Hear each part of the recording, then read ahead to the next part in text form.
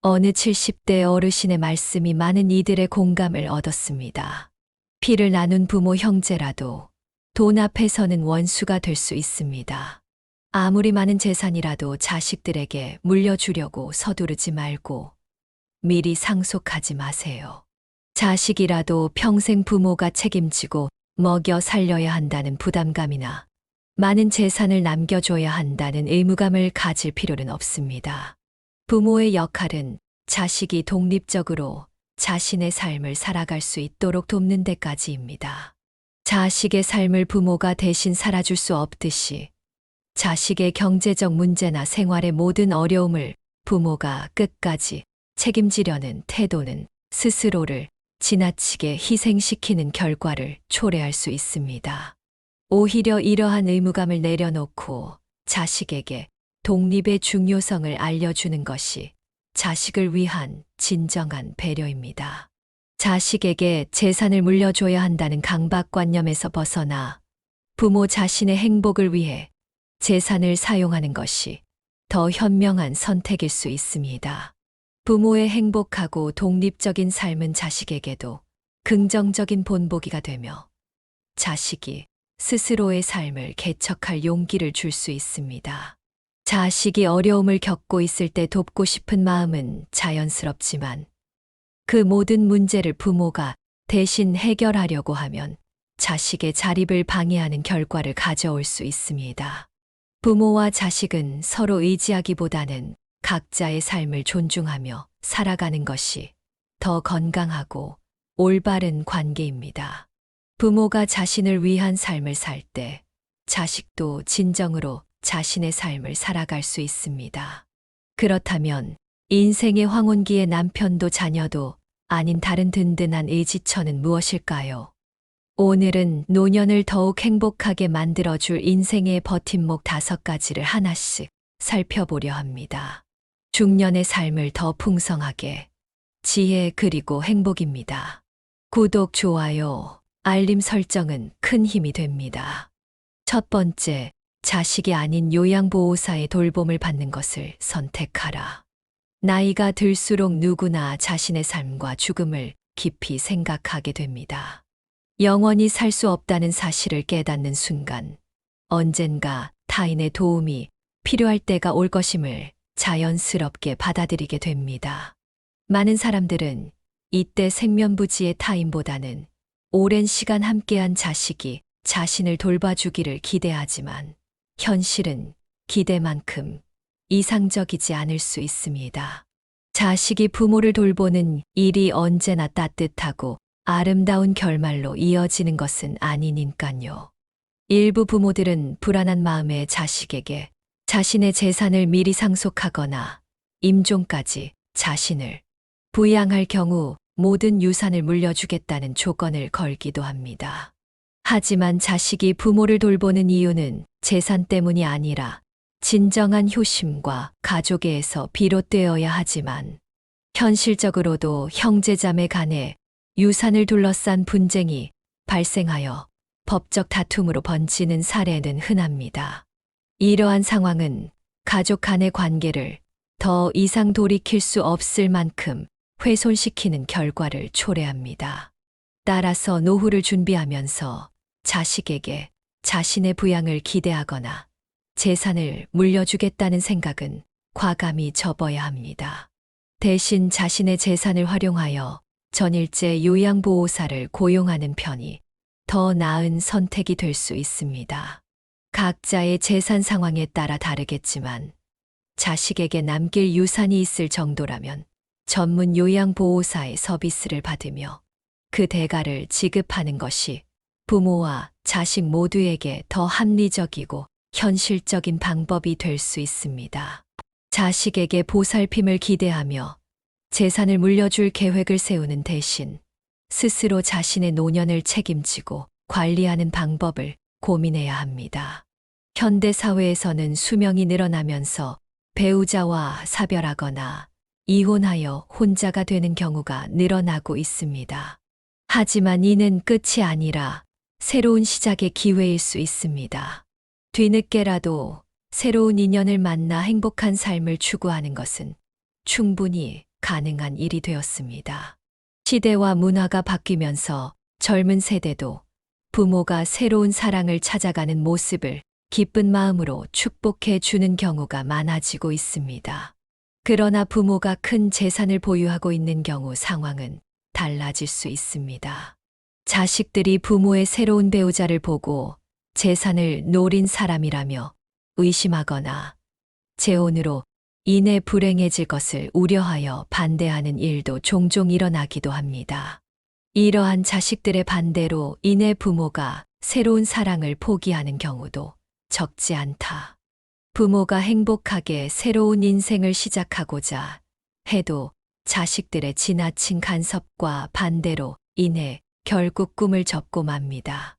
노후에 자식에게 의지하며 살아야 한다는 생각이나 자식을 위해 재산을 남겨줘야 한다는 고정관념은 과감히 내려놓아야 한다.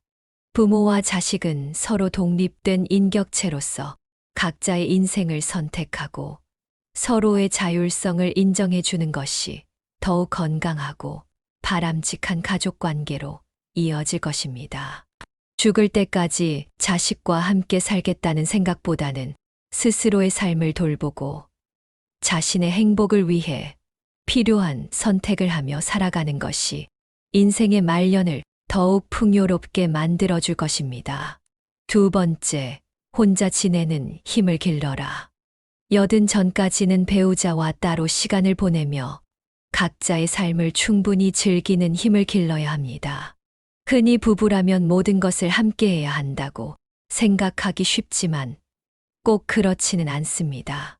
둘 중 한 명이 몸이 불편하거나 보호자가 필요한 상황이 아니라면 각자 시간을 보내는 것이 오히려 관계를 더 돈독히 하고 서로를 존중하는 법을 배우는 계기가 될 수 있습니다.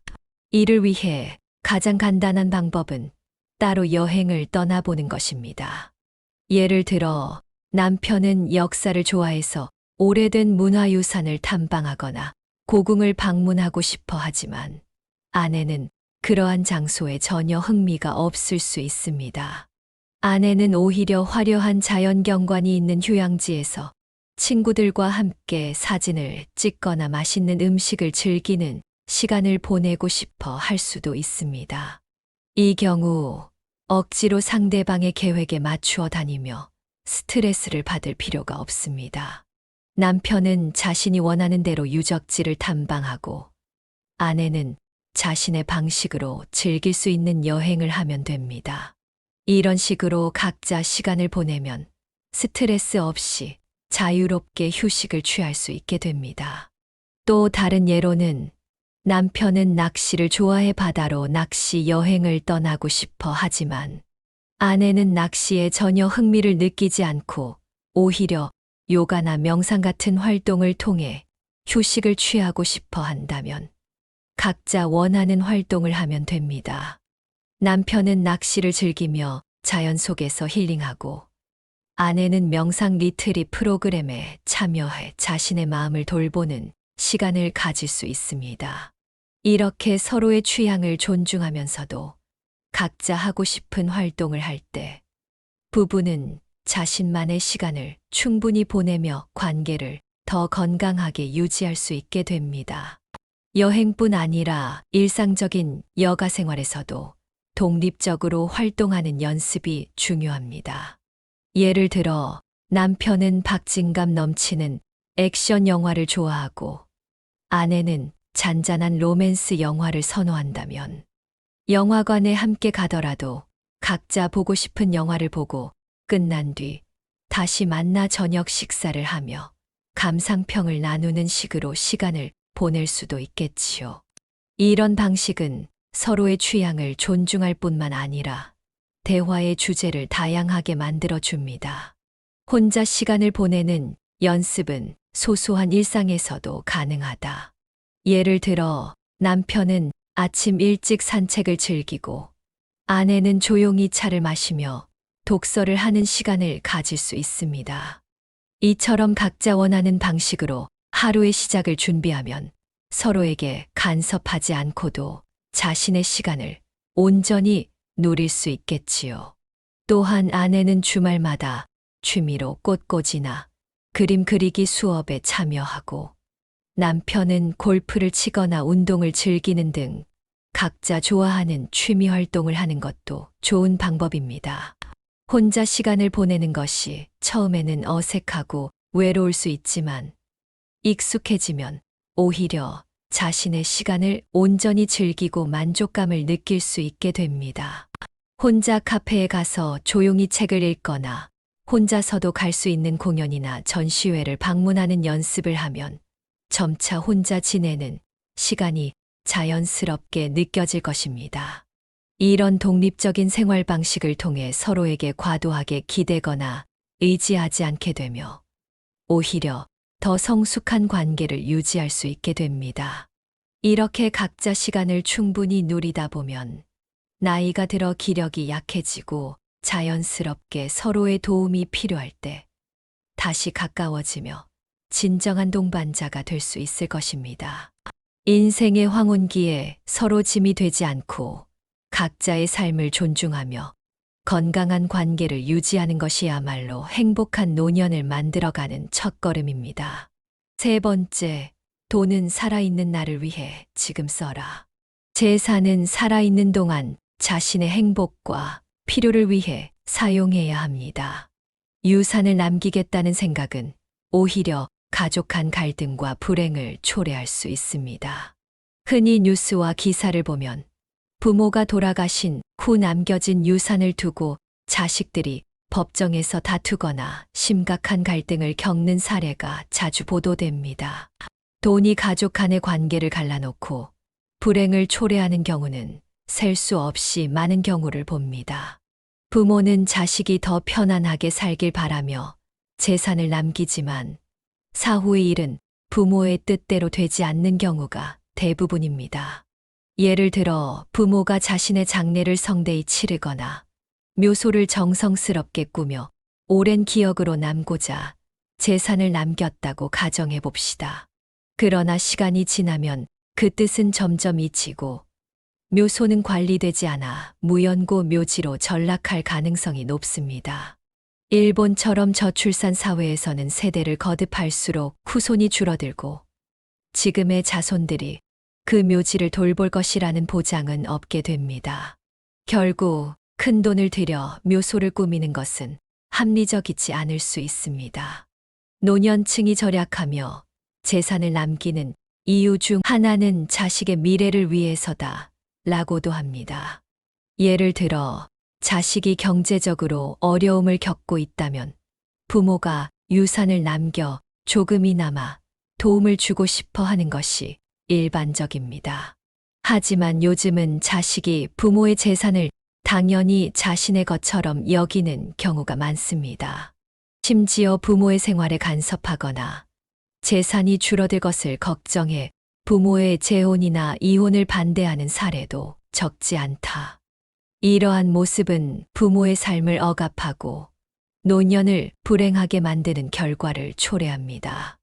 재산은 죽은 뒤를 위해 남기는 것이 아니라 살아있는 동안 자신의 행복을 위해 사용하는 것이 훨씬 더 중요합니다.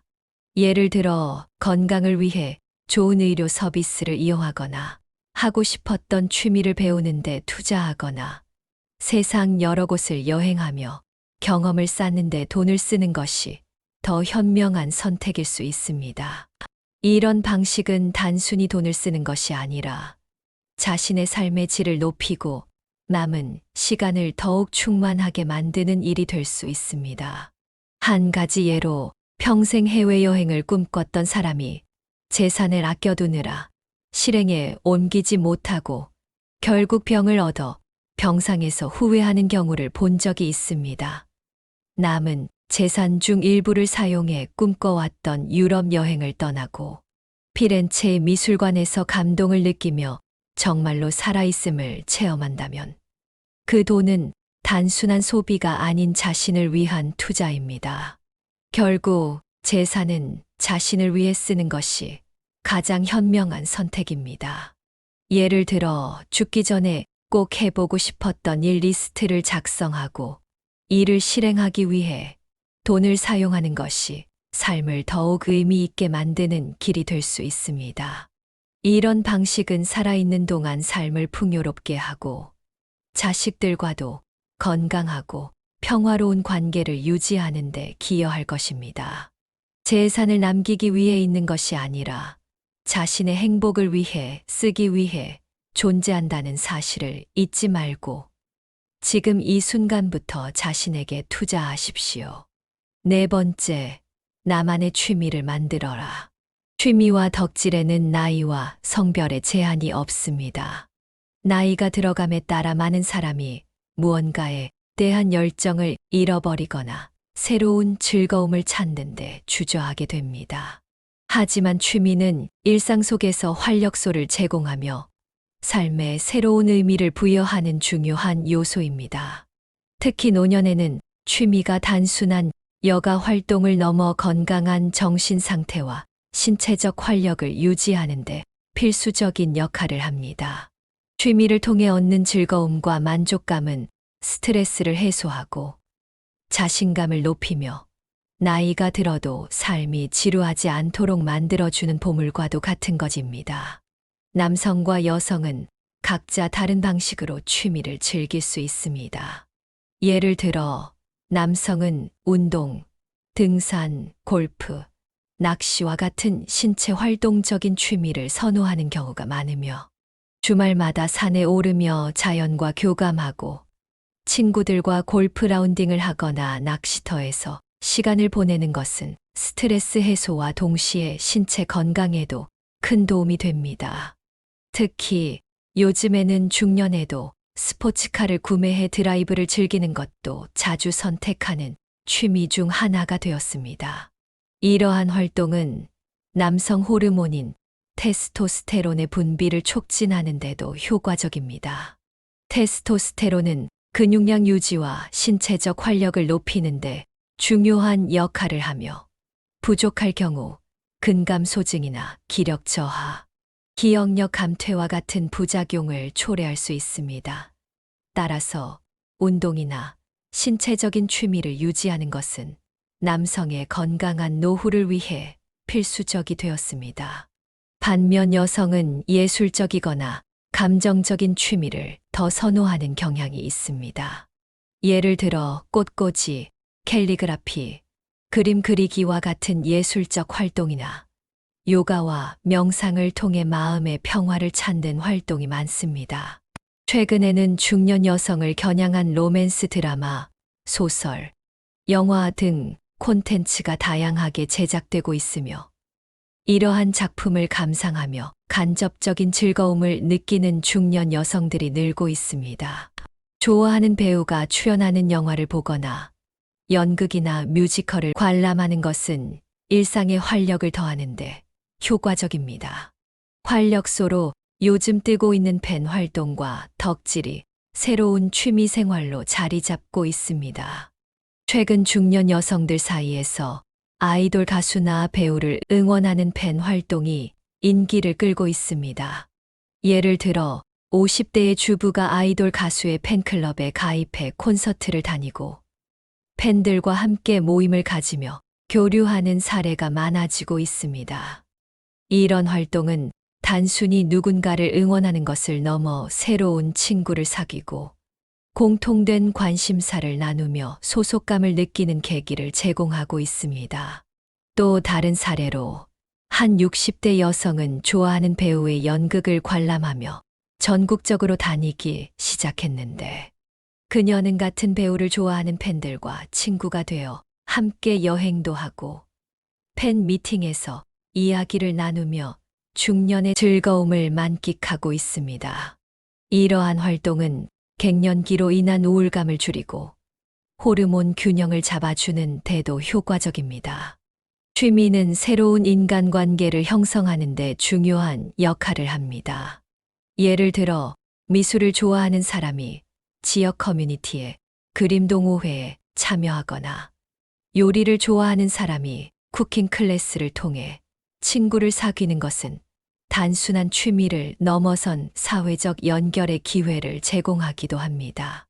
이러한 관계는 노년의 고독을 줄이고 정서적 안정감을 높이는데 도움을 줍니다. 취미는 부부 관계에도 긍정적인 영향을 미칠 수 있습니다. 서로 다른 취미를 존중하며 각자의 시간을 보내는 동안 부부는 오히려 더 성숙하고 독립적인 관계를 형성할 수 있다. 예를 들어 남편은 자전거 라이딩을 즐기고 아내는 친구들과 함께 공예 작업을 하는 시간을 가지면 서로의 공간을 존중하면서도 건강한 관계를 유지할 수 있게 됩니다. 취미는 단순한 즐거움을 넘어 삶의 활력소가 됩니다. 스트레스를 해소하고 삶의 활력을 더하며 정서적으로 안정감을 가질 수 있습니다. 특히 나이가 들수록 무언가에 열정을 느끼고 그로 인해 얻는 만족감은 신체적 건강과 정신적 안정을 유지하는 데 큰 도움이 됩니다.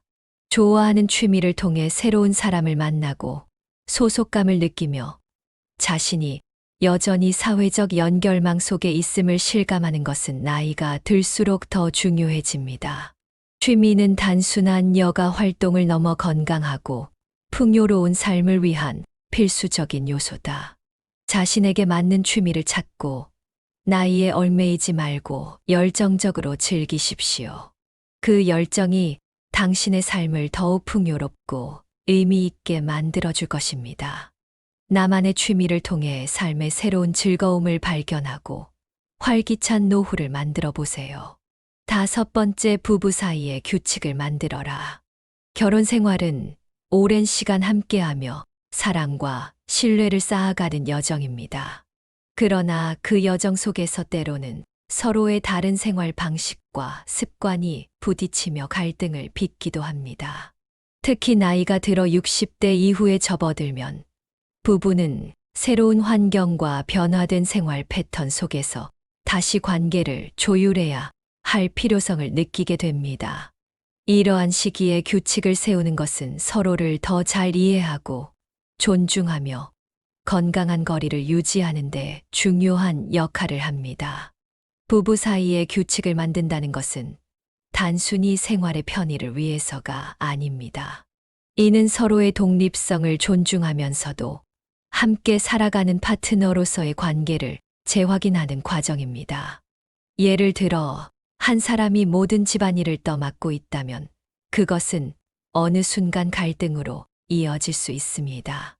그러나 장보기와 식사는 각자 해결하자라는 간단한 규칙 하나만 있어도 상대방의 부담을 덜고 서로의 역할을 분명히 하며 평화를 유지할 수 있습니다. 제가 아는 한 부부는 결혼 초기에는 가사와 생활에 대한 규칙이 전혀 없었다고 합니다. 모든 집안일을 아내가 맡아 하면서 남편은 집안일에 대한 관심도 책임감도 느끼지 않았다고 합니다. 그렇게 시간이 흐르면서 아내는 점점 지쳐갔고 남편은 아내의 불만을 이해하지 못했습니다.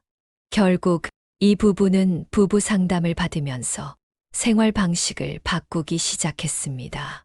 그들은 집안일, 개인 시간, 외출 계획에 대해 규칙을 정하며 서로의 독립성을 인정하는 방식을 택했습니다.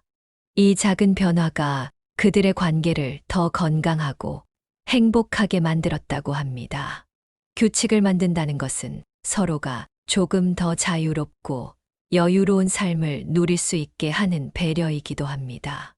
예를 들어 외출은 미리 이야기하지 않아도 괜찮지만 외박이나 장기 여행은 사전에 상의한다라는 규칙을 세운다면 불필요한 간섭을 줄이고 신뢰를 유지하는 데 도움이 됩니다. 이는 상대방의 자유를 존중하면서도 기본적인 배려를 잊지 않게 해줍니다. 부부 관계에서 규칙이 중요한 또 다른 이유는 적당한 거리를 유지할 수 있게 해준다는 점입니다. 지나치게 가까워지면 오히려 사소한 일로 다투기 쉽고 서로의 존재를 당연하게 여기기 쉽습니다. 하지만 규칙을 통해 적절한 물리적, 심리적 거리를 두게 되면 서로에 대한 마음의 여유가 생기고 애틋함과 감사함을 느낄 기회가 많아집니다. 제가 만난 어떤 부부는 이렇게 말했습니다. 우리 사이에 규칙을 만들고 나니 오히려 서로를 더 챙기게 되었어요. 하루 종일 각자 하고 싶은 일을 하다가도 저녁에는 오늘 하루 어땠어라고 물으며 이야기할 여유가 생겼어요. 이처럼 규칙은 단순히 생활의 질서를 잡는 것을 넘어 부부 관계에 새로운 활력을 불어넣어 줍니다. 물론 규칙은 고정된 것이 아닙니다. 시간과 상황에 따라 유연하게 바꿀 수 있어야 합니다. 필요하면 규칙을 수정하거나 새로운 조항을 추가하자는 열린 태도는 관계의 긴장감을 줄이고 서로를 더 잘 이해할 수 있는 기회를 제공합니다. 중요한 것은 한쪽의 의견만 강요하지 않고 서로 충분히 대화하며 합의하는 과정을 거치는 것입니다. 규칙은 부부가 함께 정한 약속입니다. 이 약속은 일상에서 서로에게 스트레스를 덜 주고 관계를 더 따뜻하고 애틋하게 만드는 기반이 됩니다. 규칙을 통해 우리는 상대방의 존재를 더욱 소중히 여기고 함께 살아가는 삶의 의미를 다시금 되새길 수 있습니다. 지금 이 순간 여러분도 부부 사이에 작은 규칙 하나를 만들어 보세요. 그것이 매주 토요일 아침에는 함께 산책하기일 수도 있고 서로의 개인 시간은 존중하기일 수도 있습니다. 이 작은 규칙이 부부 관계를 더 단단하게 만들고 인생의 황혼기를 더욱 아름답게 채워줄 것입니다. 서로의 생활 방식을 존중하며 더 건강한 관계를 만들어 나아갈 수 있을 겁니다. 이 작은 변화가 부부 관계뿐만 아니라 여러분의 일상에도 큰 행복을 가져다 줄 거라 믿습니다. 여러분의 부부 관계를 더 행복하게 만들어 줄 규칙이 있다면 댓글로 나눠주세요. 좋아요와 구독, 알림 설정은 저에게 큰 힘이 됩니다. 오늘도 제 영상과 함께 해주셔서 감사드리며 다음 영상에서 또 만나길 기대합니다.